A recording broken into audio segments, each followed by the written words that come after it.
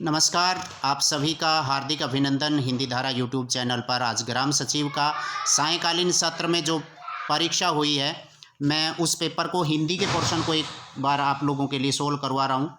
तो आइए हम इसको, पहला जो सवाल है आपका, अंदाज शब्द किस भाषा का प्रत्यय है?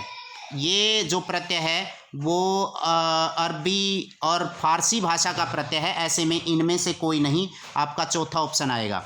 उसके बाद बोधाकृत विरह वारिस किस प्रकार की रचना है?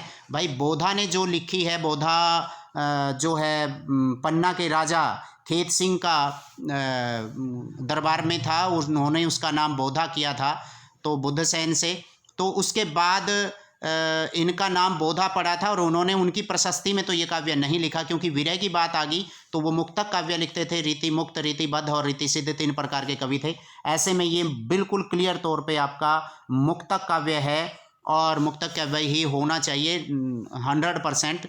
राष्ट्रीय जागरण और सांस्कृतिक विकास के ओजस्वी कवि के रूप में कौन जाने जाते हैं? राष्ट्रीय जागरण और सांस्कृतिक विकास के ओजस्वी कवि थे हमारे रामधारी सिंह दिनकर, यानी कि सी ऑप्शन इसका सही होगा। जयशंकर प्रसाद छायावाद के हैं, नगेंद्र और इनमें से कोई नहीं, तो ये क्लियर तौर पे आपका सी ऑप्शन होगा। उसके बाद धरती धन्य अपना, ये पहले उपन्यास जगदीश चंद्र का लिखा हुआ है, ये तो क्लियर है। 1994 में ये पब्लिश हुआ था। पहले इसका नाम क्योंकि नरकुंड में वास था, बाद में धरती धन्य अपना, ये अब पीछे एक परीक्षा हुई थी लेक्चरर की आपकी इसमें आरोही स्कूलों में, तो उसमें भी ये आया था और इस पे ऑब्जेक्शन भी लगा था। तो इसका जो सही जवाब होगा आपका वो है जगदीश चंद्र।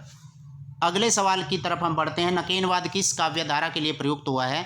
तो ये नकेनवाद जो है अतिशय प्रयोगवादी कहा जाता था नकेनवाद के तीनों कवियों को।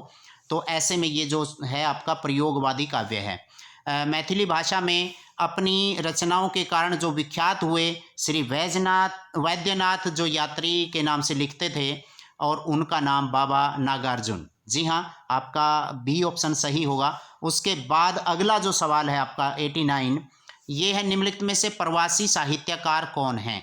प्रवासी साहित्यकार ये तीनों हैं 99%। हालांकि इनका किसी का भी नाम नहीं सुना, तो ये हमारे भारत के नहीं लग रहे हैं, वहाँ रह करके हिंदी की सेवा कर रहे हैं अलग अलग देशों में, जिन 8-9 देशों में हिंदी पूरी तरह से बोली जाती है। तो इसका जो सही जवाब होगा वो होगा ये सभी।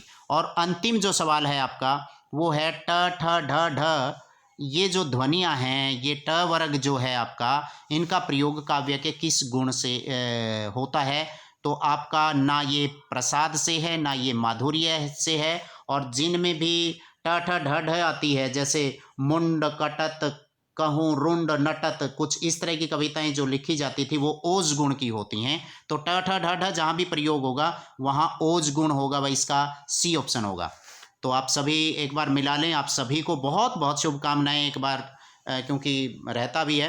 तो चारों का मैंने, चारों जो पेपर हुए हैं आपके, उसमें हिंदी का पोर्शन हल किया है। धन्यवाद, थैंक यू वेरी मच।